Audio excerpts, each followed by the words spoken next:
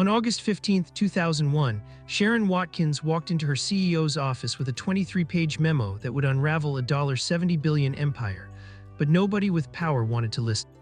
Let's start where the story actually begins. December 1985, Kenneth Lay, a natural gas executive, makes a decision under pressure. The deregulation of energy markets is coming and he sees an opening. He merges two struggling pipeline companies into one entity, Enron. At that moment, Lay doesn't know he's constructing the scaffolding for the largest corporate fraud in American history. He's solving a problem he can see. The capital markets are skeptical, so Lay hires Jeffrey Skilling, a McKinsey consultant with a reputation for surgical cost-cutting and ruthless ambition. By 1990, Skilling has transformed Enron into something unprecedented. He creates a division called Enron Capital and Trade Resources (NCT). The model is pure innovation. Instead of owning pipelines, Enron becomes the middleman. They buy long-term gas contracts at fixed prices, then resell them at market rates. The spread is profit, clean, repeatable, scalable, but Skilling makes another decision. He implements something called mark-to-market accounting, a method that lets Enron count projected future profits as current revenue. Today's earnings include tomorrow's imaginary gains. This is the pivot, the moment when a legitimate trading operation becomes a machine for fabricating earnings. Wall Street notices, the stock price climbs. By 1996, Enron is trading at $40 a share. Analysts call them the smartest guys in the room, and they weren't being ironic. That becomes the actual title of a book written later. The phrase captures something true. These men were brilliant. They understood financial engineering the way a master violinist understands a Stradivarius. The problem was they decided to use that instrument to lie. Now 1997, Skilling faces a new pressure. The core energy trading business is mature, margins are tightening, competitors exist. Enron's stock needs to keep climbing, that's how the system works. So Skilling and his team invent something new almost every quarter. They create Enron Online, a digital marketplace for energy trading. It works. Then they move into broadband, water, metals, anything tradable. The company becomes a financial mirage, each new division promising exponential growth, each one audited by Arthur Andersen, one of the big five accounting firms. Andersen collects $27 million annually from Enron. That's useful context. By 1998, the pressure intensifies. Enron's debt is growing faster than revenue. The balance sheet is becoming a liability, so Andrew Fastow, the CFO, makes a decision that will define the scandal. He creates something called Special Purpose Entities (SPE). These are shell companies that exist only on paper. Enron sells its underperforming assets to these shells, records the sale as profit, and the debt vanishes from the balance sheet. It's not technically illegal, it's structurally dishonest. Fastow creates dozens of them. He names some after his family members. LJM1, LJM2, LJM Cayman. The initials stand for his wife's maiden name and his children's names, personal branding for fraud. Here's what nobody outside the company knows yet. The entire financial structure is collapsing inward. The SPEs are held together by Enron stock. If the stock falls, the entities implode and the debt reappears.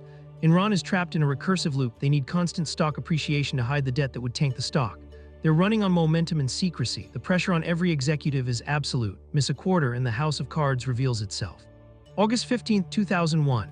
Sherron Watkins, a mid-level accountant, finishes her memo. She's been inside NCT. She understands the math. She walks into CEO Jeffrey Skilling's office, who'd been promoted to the top role just weeks earlier, and tells him the company might implode. She uses the phrase accounting Enron. Skilling listens. Then he does nothing. He's under pressure too. The stock is at $42. Institutional investors hold billions in shares. Selling out would tank it instantly and expose everything. So the decision he makes is the same one he's been making: continue the operation. 2 months later, Skilling resigns. Officially, he cites personal reasons. The stock falls 6%. Nobody panics. Lay returns as CEO. He's confident. He tells investors everything is fine. He spent 15 years building this company. He has $40 million in stock. He believes his own narrative. Or he's decided the cost of admitting the truth is worse than the cost of maintaining the lie. These aren't always different decisions. October 2001. The SEC opens an inquiry. It's routine. Enron's stock is $40, then $30, then $20. The spiral accelerates because it has to. Every dollar the stock drops increases the probability of SPE implosion, which forces more debt disclosure, which tanks the stock further. The math becomes mechanical.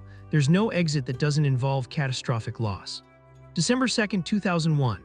Enron files for bankruptcy, $70 billion in market value. Gone. 4,000 employees lose their retirement savings. Many had been incentivized to hold Enron stock, concentrated bets on a collapsing asset. The investigation expands. Federal prosecutors examine 15,000 emails. They find evidence of deliberate fraud, not accounting mistakes, not gray areas, intentional deception at scale. The trials begin in 2006. Skilling is convicted of securities fraud and insider trading. Lay is convicted of fraud and conspiracy, though he dies before sentencing. Fastow cooperates and receives a lighter sentence. Arthur Andersen, the auditor, collapses entirely, convicted of obstruction. They lose their license and cease to exist as a firm. 85,000 people lose jobs. The scandal costs investors $74 billion in shareholder value. It rewrites corporate governance law. But here's what matters strategically. Every decision made in this scandal was rational under the constraints each person faced.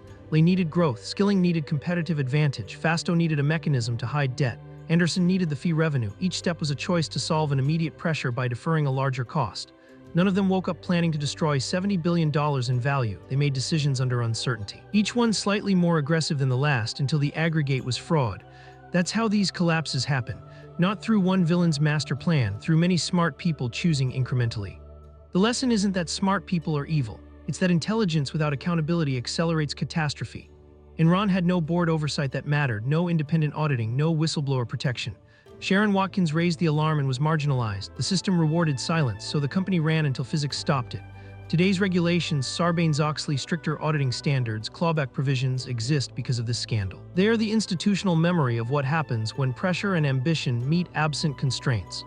Subscribe for more stories of how brilliant people engineered spectacular failures, where every decision made sense at the time, and the costs were counted only in hindsight. Subscribe. Each week we examine another corporate collapse, where the smartest people in the room made the rational choice that led to catastrophe.